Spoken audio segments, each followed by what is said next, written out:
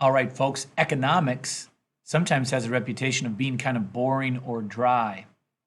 But in reality, economics is the stuff of our life and can be really scary for people to think about. If you've ever gone up to the cash register and not been sure if you've got enough money to pay for all the groceries that you have, that's a real fear, and it's a fear related to money. So economics actually really does have an ability to tap into a lot of fears, and a lot of those fears have to do with the unknown. So that's kind of the framework that we're talking about when we look at these two different systems that we're going to look at today. A lot of intro ideas here. This is a picture of at least a couple years ago. It's changing. I know my gearheads will be quick to correct me, but right now, or 4 years ago, these were all the different models of cars that you could buy from one company in the United States, right? So you can see all these different automobile options, right, from the Ford F-150 down to much smaller cars. And humans in America, if you have the money, have a lot of options. So I want you to keep this idea in the back of your head as well. So we're thinking about things that scare people, and actually sometimes money can be scary. We're thinking about the fact that in the United States we have a lot of options. And then we're thinking about this good ACT word, utopia.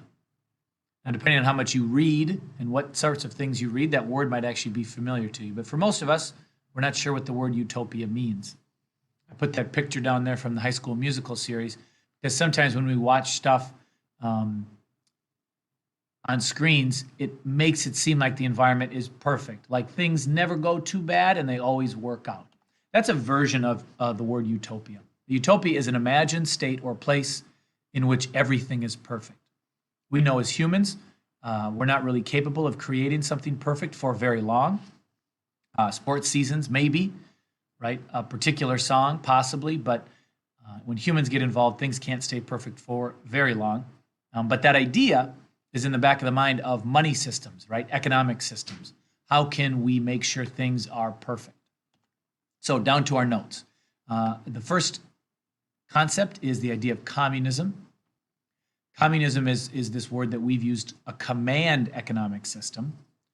So in that first blank there, you'll write down the word command. Communism is a command economic system that controls the sharing of resources. So all the things in the country, whether it's money, whether it's trees, whether it's jobs, shared, right? And economic equality is the goal. That is, nobody's super, super rich in the theory of communism. Nobody is out of money poor. So economic equality is the goal in communism. And in theory, you can see I put that in italics to emphasize that this is the idea of communism, different than how it happens in real life. In theory, communism would ensure that each person's life would be valued simply because they're part of the community, right? Communism wants to focus on the community, and the idea is, doesn't matter if you're smart or not very smart, doesn't matter if you work hard or not, you're a human, and therefore you need some basic respect. That's kind of the basic idea of communism. And again, that's the idea. Now, if we flip over to capitalism, that's the system that most of us are more familiar with. So in capitalism, this is this term we've used this unit called free market, right? Free market economic system, and the key word, you might want to put it in a different color, you might want to put it in all caps, you might want to bold it, competition. When you see the word capitalism, you should in your head flip it around to the word competition. That's really what capitalism is based on. And you can look down at that picture below. You can see all the competition for your $6 for lunch, right?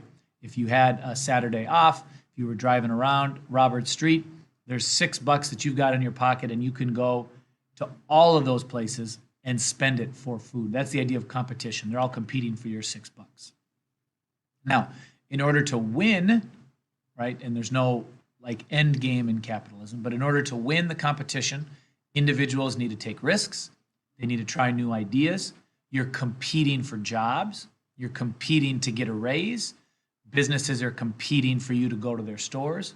And so what needs to happen is individuals need to take risks and try new ideas, because you know that you are going to be competing for a spot in college, you might volunteer at a hospital, right?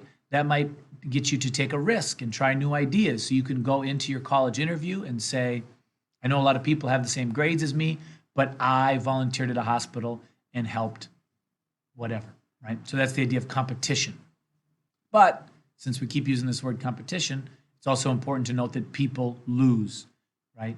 If there's a restaurant that people don't visit, those people are out of a job. If there's one job opening, only one person gets it, the other people lose out on that. So as opposed to communism, which is focusing on every community member is valued, in capitalism, there's this acknowledgement like there will be losers. There will be people that lose. So those are the two systems. And now very quickly, we want to look at the historical fears that many people in the United States had of communism. So why is it that communism, we look at this and we say, sharing, been doing that since kindergarten, value everyone in the community, that seems nice. So what is it about a command economic system, or what was it when communism was very popular? What was it that scared people, right? We go back to that idea of fear. And so we're just going to list these fears that people had. Now, just like fears of Freddy Krueger, they're not necessarily always real fears, but fears, or I should say, they're not always fears of actual things, but they are real. People were afraid of them. So the first one for letter C, United States fears communism because communism usually takes people's freedom away to make more money if they have a really good idea or work really hard. That's not really part of the communist idea, is that you're not going to get rewarded if you have a good idea or work really hard. You're going to help the community, and that's going to be enough for you, right? And some people in America were afraid of that idea. They said, if I have a good idea, I should be rewarded. And a communist would say, you have a good idea, you should share it, and everyone should win with that new idea. Which leads to how communism usually is run. And this really isn't a critique of, well, I guess it is a critique of communism and how it works out, is that communism is often paired up with a totalitarian government. You can see at the root of that word is the word total. And so you have this communist idea, okay, we're going to share resources, everybody's equal, nobody's too rich, nobody's too poor. How do we do that? Usually what has happened is a small group or one person has come in and said, we're in charge of everything and we control everything to make sure that the sharing happens, to make sure that the equalness happens. And Americans were afraid of that. They didn't want their government or any one person or small group to have total control. In the Soviet Union for a long time, it was this leader, a man named Joseph Stalin, who many historians say has killed more people than Hitler while he was in charge, right? And then, of course, the leader of North Korea right now. He got a lot of attention during the Trump presidency as President Trump attempted to cut a deal with him to make more peace. So the total control scares people. And then finally, there are some cultural pieces of communism. Communism, at least its founders, looked down on religion. They felt like religion was a way to get people to ignore the fact that their lives were really bad because things weren't fair.